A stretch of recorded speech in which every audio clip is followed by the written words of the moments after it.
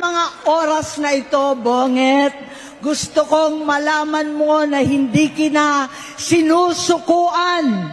Hindi ko kakayanin kung mapapahamak ka. Kaya hinihingi ko na tayo'y umuwi na, mamahinga alang sa iyong kalusugan.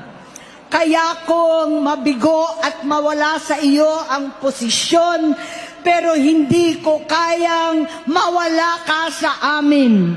Ayusin mo ang sarili mo. Magpagamot, alisin ang droga sa iyong sistema. Wala akong ibang gusto, kundi gumaling ka, malampasan natin ito muli. Dahil wala akong ibang hinahangad bilang ate, kundi maging masaya ka, maging ligtas sa panganib, malusog, matagumpay sa buhay.